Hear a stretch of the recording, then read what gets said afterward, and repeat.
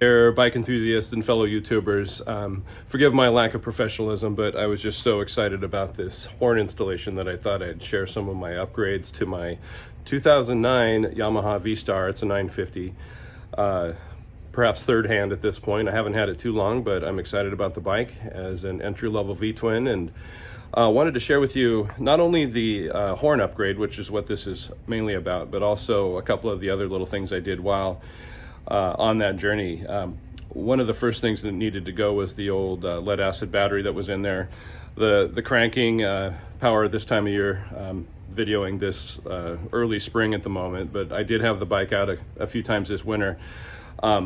Was not confidence inspiring if the bike were to perhaps stall or something at an intersection. So anyway, dropped a new battery in there, and I'll start by sharing that particular battery. You know, obviously you can go with another lead acid. They're less expensive.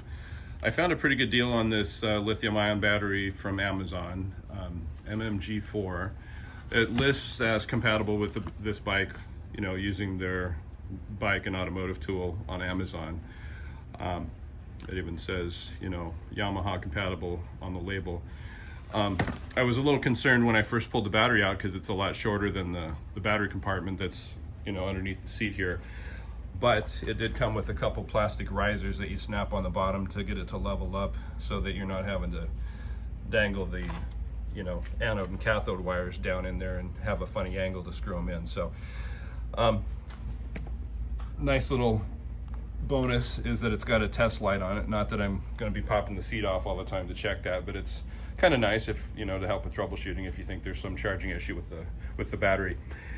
Anyway, as you probably gathered there is some other wiring, and I wanted to install the Wolo Model 519 air horn, which I haven't quite finished the install, but I wanted to share this while some of the wiring was loose, just so I could show you some of the route of the wiring. I'm no electrician by any means, but if I can do it, you can do it if you want to. So while I had everything, you know, open and ready to kind of reroute some wiring when I installed the battery, I thought let's kill a couple birds with one stone here. This Model 519 is plenty loud enough. I'll go ahead and give it a blast so you can hear it over whatever quality the mic is on this iPhone. Power it up first. Based on what I was seeing on the internet, you don't want to try installing an air horn like this that draws more power from a 12-volt system using the existing fuse system with those smaller gauge wires that Yamaha put in stock for their little cheapo horn, which I felt sounded like something that might have come off a late 60s Volkswagen Bug or something. So anyway, check this out. Yeah, sorry neighbors. Anyhow, I did go ahead and buy the Wolo, and by the way, these part numbers I'll put in the YouTube info, but I went ahead and got their wiring harness too, just because, like I was saying, in reading about protecting the wiring on the bike as is, you're going to want a relay on there, which the wiring harness comes with a socket for the relay. The horn did come with a relay, but there was no way to, you know, you could manually wire it up to the relay, but that's for a little bit somebody above my pay grade, I think. Plus I wanted some new wires here that were the right length, and any excess wire I had, I went ahead and just zip tied it rather than cutting it off and getting all pretty with it, just in case I do decide to reroute it later. But this is the positive electrode going to the rather busy post that also has another accessory on it for, you know, trickle charging the battery. That wire, of course, goes down to where the horn's mounted. Other horn wires are the existing factory wires that you want to connect with the gray wires that come with that harness. And those gray wires, of course, just bring it into the horn button circuit so that at the relay, you're protecting that switch. And also, by the way, that harness has a 30 amp fuse built right in there. So anyway, definitely worth the money in my opinion to have those pre-wired fuse and relay sockets. So the red wire was my wire. I added that because it wasn't quite long enough from the factory or from the wiring harness. You just want to make sure to grab something of similar gauge. there was plenty of black wire, only because it needs to just go far enough to mount to something that you know is grounded. And so that negative wire to the back of the horn, I decided just to, I don't know if we'll see it very well, it's fairly focused. You'll see that Allen head back there, that is holding on the starter motor. So there's a couple Allen heads that hold that starter motor on there. I picked the one that was easiest to access with my Allen wrench and loosened it up just enough to get the terminal under there. So that, it looks red, but it's just got a little red wire nut that comes with the kit, so that's kind of nice. What else? I grabbed some of my own heat shrink wire connectors. See if I can get this focused a little better. So you can see I had to take out the factory little terminal plastic clips that were on the little 12 volt Yamaha horn to wire in the Wolo wiring harness. And it doesn't matter which wire you go to, because you're just completing a circle there to the horn button. So no positive, negative to worry about there. If you do inadvertently put the positive on the negative on this horn, it's not going to damage it. It's just going to sound funny. It's trying to run the compressor fan backwards or motor backwards. So anyway, you've probably seen some of the same reviews I have if you check this out on Amazon, but it is chromed plastic. I'm not expecting it to hold up super well with kind of the Pacific Northwest weather I've got around here. Not that I ride it a ton in bad weather, but I've read another user say something about, once the chrome starts flaking off, you can always scuff it up a bit and spray paint it gloss black or something. And it's approximately a $40 horn, depending on if you go to your local Harbor Freight or whatever.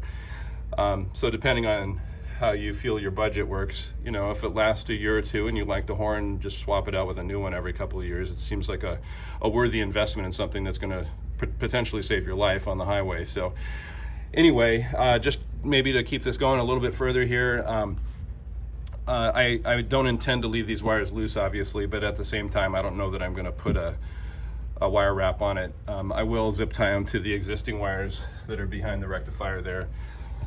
Keep them out of anything that moves mechanically, obviously.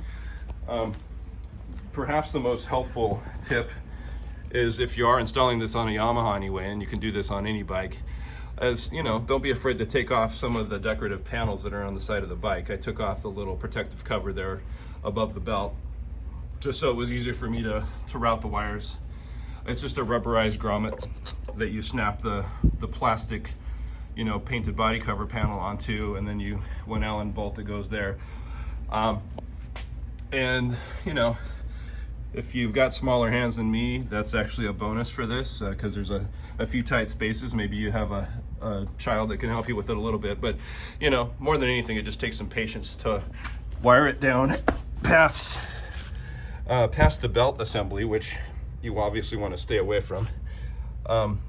If you look carefully, you can see a couple of my blue zip ties, though, with both the factory gray wires and the positive wire just going behind that assembly. And there's a couple brackets there they use to hold up this and that, so I just zip tied to that, and I go just past the oil lug plug here. Where is it? There it is. Okay, you can see my red wiring. Gray wire I just have beside it. Kept it nice and tight and snug, and in some cases I just was able to route it through some existing zip ties that Yamaha had used. You just want to keep it out of the way of any wrench work you want to do if you're replacing your own oil or whatever. And then up the front, past the little drip tube for the gas tank and so on, back to where we started. So sorry about the bad angle and mumbling and so on. Again, I'm no professional on any level here, but just wanted to let you know this is a very doable job, and I, for one, would have found it helpful, I think, if there were a video similar to this on YouTube showing the best way to route the wiring. So no offense to anybody else, but I'm going to go ahead and post this. Maybe this will help a couple folks out, especially if they have a Yamaha VStar and are interested in something a little louder than that stock, 2009 plus little 12 volt horn that was installed. It'd be kind of fun to fast forward a couple months here, since I haven't had a chance to actually post this video yet, and show you how it turned out after adding a little braiding. Found some metal braiding on Amazon, which is, I just got the smallest diameter I could find. I didn't like the look of the red wire just kind of dangling and floating between the horn and the rest of the wiring harnesses there. It kind of spoiled the whole black and blue and silver chrome motif. So anyhow, yeah, thought it came out pretty nice. There's, if you're interested in doing something similar, I'll post the braiding part number there as well. And yeah, I used a couple of the existing little plastic wire straps that they've got on there. You know, a couple of them aren't big enough. I just used a little black electrical tape to kind of wire everything together there, or hold it all together. Anyhow, yeah, thought it turned out pretty good. Also, since you last saw this, I did go ahead and upgrade the seats on here too. A little nicer vinyl, built by Mustang, a US company. Found them on Amazon too. So anyway, as you can tell, I'm kind of a big Amazon fan, but yeah, turned out pretty nice. My wife's been on a ride with me on there, and the horn has actually come in very useful a couple times since I've been riding with it. So anyway, I highly recommend something like that if you don't go with the Wolo, but fairly easy to install. Anyway, ride on, have fun, and be safe.